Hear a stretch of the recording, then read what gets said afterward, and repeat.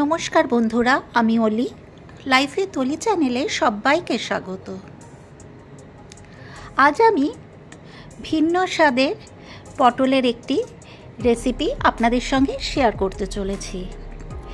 এটি করা যেমনই সহজ, খেতেও কিন্তু অসম্ভব ভালো।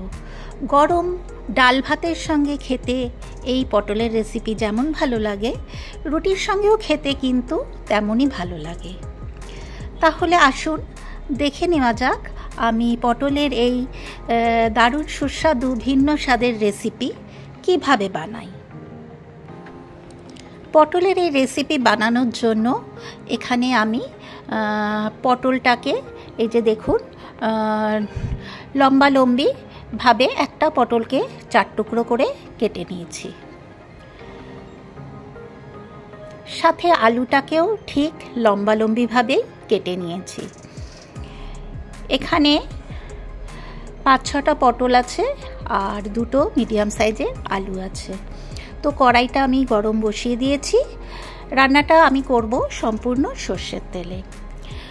এখানে আমি 2 টেবিল চামচ মতন সর্ষের তেল অ্যাড করেছি। তেলটা গরম করে আমি পটলগুলো অ্যাড করে দিচ্ছি। খুব ভালো করে পটলটাকে আমি ফ্রাই করে নেব মিনিট 4-5 সময় পর্যন্ত।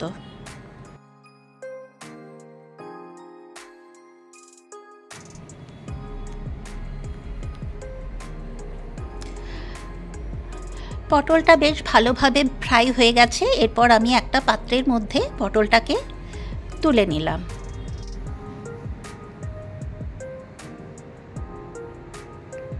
এরপর ওই পটল ভাজার তেলে আমি একটা শুকনো লঙ্কা ফাটিয়ে অ্যাড করে দিলাম।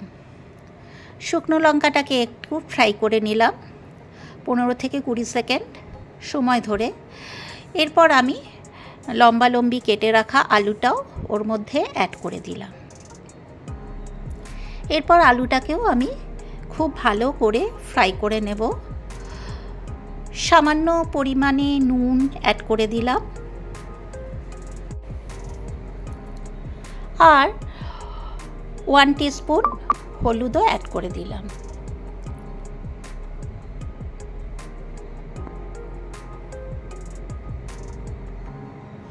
লঙ্কার গুঁড়ো 1 টিস্পুন অ্যাড করে দিলাম কালার হওয়ার জন্য।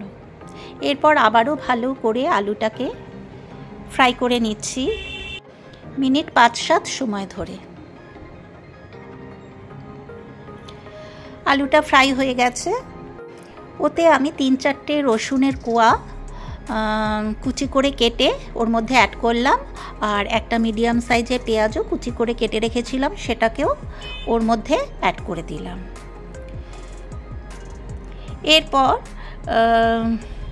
পেঁয়াজ আর রসুন সাথে মিশিয়ে নেব আলুটাকে খুব ভালো করে।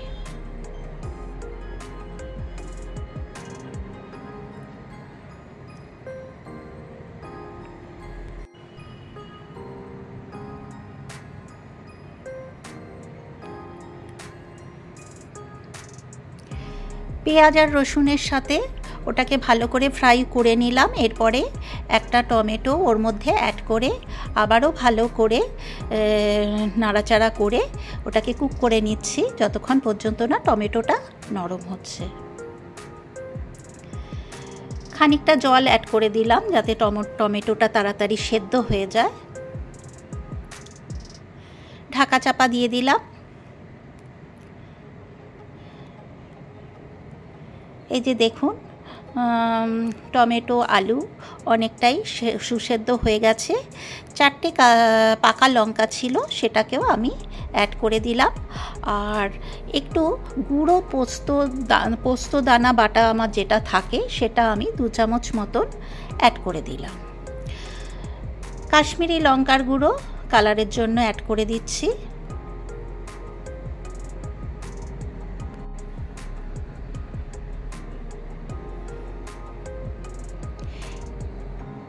এরপরে আমি আবারও ভালো করে সমস্ত মশলার সাথে আলুটাকে খুব ভালো করে কষিয়ে নিচ্ছি।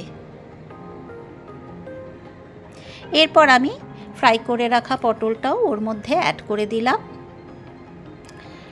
সামান্য পরিমাণে চিনিও অ্যাড করে দিলাম স্বাদটাকে ব্যালেন্স করার জন্য, যেহেতু টমেটো দেওয়া আছে।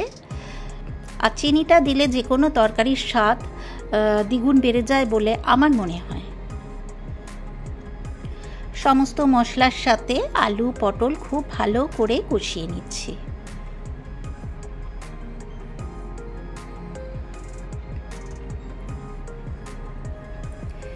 একঘেয়ে পটলের নিরামিষ তরকারি খেতে খেতে যখন বোর হয়ে যাবেন, তখন পটলের এই ভিন্ন স্বাদের রেসিপিটি আপনারা বানিয়ে দেখবেন। আশা করি আপনাদের ভালোই লাগবে। এরপর এতে পরিমাণ মতন জল অ্যাড করে দিলাম। ততটা পরিমাণ জল অ্যাড করলাম যাতে আলুটা খুব ভালো করে সুসেদ্ধ হয়ে যায়। খুব ভালো করে মিশিয়ে ঢাকা চাপা দিয়ে মিনিট 7-8 সময় ধরে ওটাকে কুক হতে দেব। নুনটা একটু কম হয়েছে মনে হলো, আমি একটু চেক করে নিয়েছিলাম, সেই কারণে আবারও একটু নুন অ্যাড করে দিলাম। এই যে দেখুন, ঢাকা চাপা দিয়ে আমি কুক করে নিয়েছি। আমার আলু পটল দুটোই খুব ভালো করে সুসেদ্ধ হয়ে গেছে। আবারও মিনিট 3-4 সময় ধরে আমি একটু নাড়াচাড়া করে নিলাম। এই যে দেখুন, আলুগুলো কিন্তু সেদ্ধ হয়ে গেছে। তো আমার আজকের এই রেসিপি আপনাদের কেমন লাগলো অতি অবশ্যই একটা কমেন্ট করে জানাতে ভুলবেন না। সবশেষে আমি একটু কাঁচা সর্ষের তেল ওর মধ্যে অ্যাড করে দিলাম। এতে তরকারির স্বাদ দ্বিগুণ বেড়ে যায় বলে আমার মনে হয়। তো আপনাদের যদি অপছন্দের হয় তাহলে কাঁচা সর্ষের তেলটা আপনারা অ্যাড করবেন না। আমি যেহেতু এখানে অল্প পরিমাণে পোস্ত অ্যাড করেছি, সেই কারণেই আমি এখানে সর্ষের তেলটা অ্যাড করলাম। এতে কিন্তু তরকারির স্বাদ দ্বিগুণ বেড়ে যায়। তো আমার আজকের এই রেসিপি আপনাদের কেমন লাগলো অতি অবশ্যই আমাকে একটা কমেন্ট করে জানাবেন। আর যদি ভালো লাগে প্লিজ বাড়িতে একবার ট্রাই করে দেখতে পারেন, আশা করি আপনাদের ভালো লাগবে।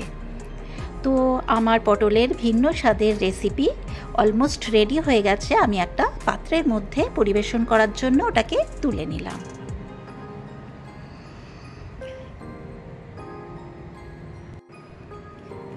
এই যে দেখুন, আমার ভিন্ন স্বাদের পটলের রেসিপির ফাইনাল লুক কেমন লাগলো আমার আজকের এই পটলের রেসিপি অতি অবশ্যই একটা কমেন্ট করে দেবেন। আর যারা আমার চ্যানেলে নতুন, এখনও পর্যন্ত আমার চ্যানেল সাবস্ক্রাইব করেননি, তাদেরকে অতি অবশ্যই আমার চ্যানেলটা সাবস্ক্রাইব করার জন্য অনুরোধ রইল।